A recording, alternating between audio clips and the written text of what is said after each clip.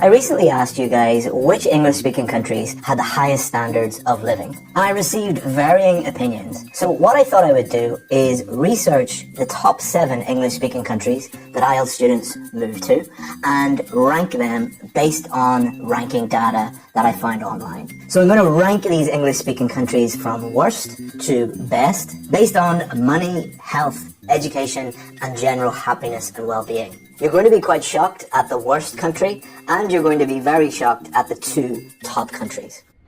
So bottom of the list, in 7th place, is the United Kingdom. The United Kingdom is ranked 28th in the world for GDP per capita. The UN, with its Human Development Index, ranks the UK number 18 in the world. The Human Development Index focuses not just on economic factors, but also on health and education. It does best in the Legatum Prosperity Index, which not only focuses on health, education, and economics, but also focuses on general happiness. So should you move to the UK? Well, I've got some bad news, and I've got some good news.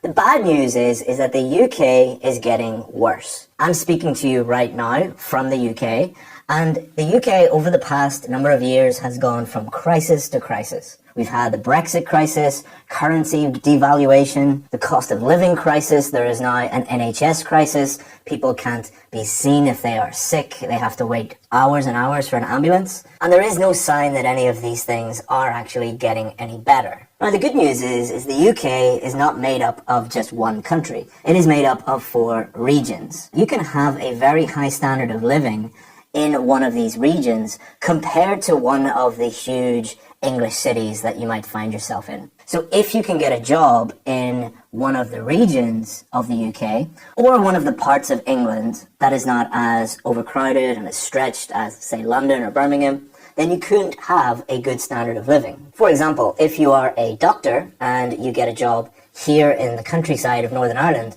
you are going to have an extremely high standard of living. So it's not all bad news, but there are better countries on this list. Coming in at number 6 is Canada. Canada has a GDP per capita rating of 24, Human Development Index score of 15, and an LPI index of 15. So all pretty good scores, but nothing exceptional. On this list, Canada, I would describe this as the most vanilla country. Like vanilla ice cream, it's not bad, but there are more exciting flavors out there. Canada is known for having outstanding natural beauty, nice people, but extremely harsh winters. And a lot of the people watching right now, you're coming from a much warmer climate. A lot of the people that I speak to say that they really suffer during the winters. Many people also just move to Canada because it is the place that will accept them. If that is the case, you don't really have any choice. But if that's not the case, if you have more choice, you might want to consider some of the other countries on this list. Coming in at number 5 is New Zealand. It has a Human Development Index of 13, quite high, but it has a very high ranking for LPI, which is 8. And having been to New Zealand, people are generally very happy there. They have a high standard of living. But the thing that drags them down this list is their GDP per capita, which is the lowest on this list at 31. That gives them a combined score of 52. Now, New Zealand has some of the most stunning scenery and landscapes in the entire world. On the South Island, every corner you drive around is just a gobsmacking view. It is an amazing place to live. However, a lot of people have described it as a little quiet and a little boring, especially compared to its bigger neighbour, Australia. Generally, what I hear from my students is if you are young and single, it can be a little bit boring and it's better to move to Australia. But if you like the quiet life or you have a young family, then New Zealand is a better option. The other good thing about New Zealand is even though it has a lower score for GDP, it has lots of skills shortages. So if you are working in one of those areas, you probably won't need to worry about a low GDP score. If you will have a steady job for the rest of your life, you're going to be happy and well looked after in New Zealand. Number 4 is a controversial one, the United States of America. The United States has an extremely high GDP per capita score. It ranks as number 7 in the world.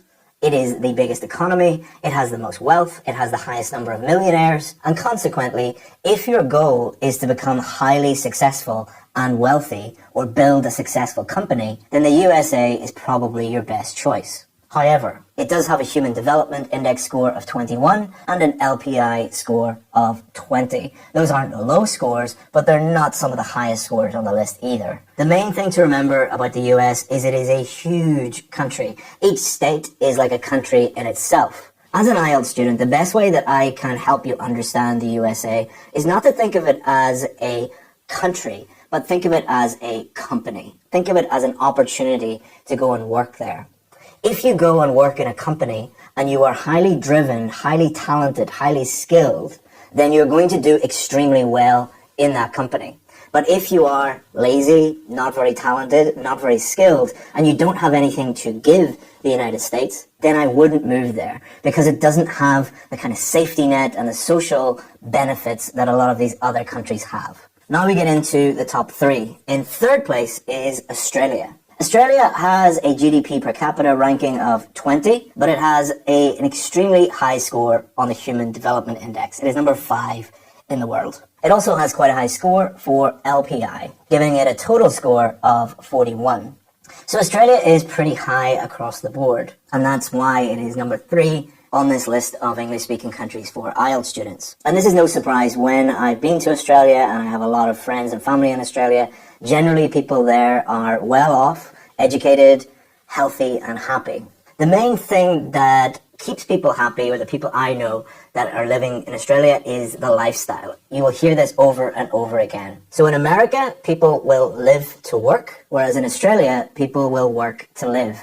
Compared to the United States, you will get a lot more time off. You will get a lot more holidays, you will be working less, but you'll be pretty well off too. But don't forget, Australia is a huge country. Most of the population centres are close to the beach, close to the water, so if you like that type of thing, you're in luck, but you're not automatically going to be on the beach. So check where you're going before you land. Number 2 isn't a very popular destination for IELTS students, but it does have an extremely high living standard, and it is an English-speaking country. So I thought I would include it on this list, and that is Singapore. Singapore, it has a GDP per capita rating of 2. There are no other English-speaking countries that have such a high GDP per capita. So if money is your main goal, Singapore might be for you. It also has quite a high HDI score of 12 and an LPI score of 14. One of the main reasons why Singapore is so strong economically is they invest a huge amount of money into their education system and into their infrastructure. So if you want a place that just everything runs and everything works properly and your kids are educated, then this might be the one for you. This is also good for people who are wealthy already. It is quite an expensive place to live, and wealthy people generally flock there because of this. And it might also be a good option if you want to live in the heart of Asia. A lot of our students are Asian or married to Asian people, and they don't want to move way to the other side of the globe, to Canada or UK or the US. They want to be close to family, or they just like living in Asia. If this is you, this might be a good option. The one thing that I would say is do go there, visit there before you decide to commit your life to there, same as every single country on this list, because some people move to Singapore and absolutely love the culture there. Some people move there and hate the culture. And number 1 on the list, I'm very proud of this one because I am Irish. Ireland is number 1 of the English-speaking countries for standard of living. Not my opinion, based on this data.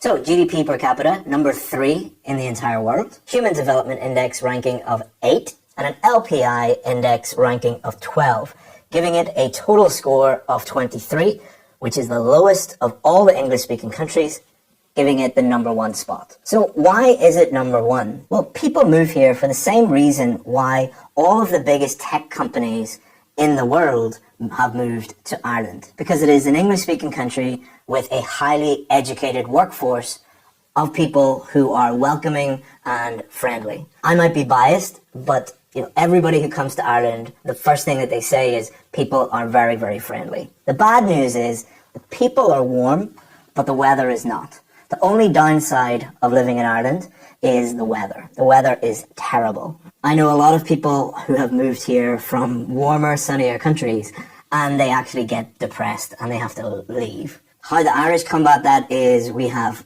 pub culture and alcohol culture here. It is a huge part of Irish society. Again, if you don't like drinking alcohol, you won't feel unwelcome. Nobody will have a problem with you, but you might find it pretty strange that that's people's main hobby. The two groups of people who I would highly recommend Ireland to are young tech people. So if you work in tech, we have all of the biggest tech companies in the world here in Dublin, and young families. As I said before, education is extremely important in Ireland, and it is a very safe country with a great natural environment to grow up in. So there you have it, the top 7 English-speaking countries ranked based on economics, happiness, health, and education. Remember, there is no such thing as a perfect country.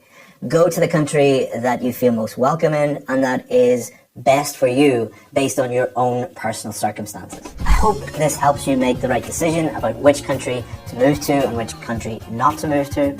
But remember, you won't be able to move to any country if you don't have a high IELTS score. That's where IELTS Advantage comes in. That's what we are experts in. So if you need help with your IELTS preparation, feel free to get in touch.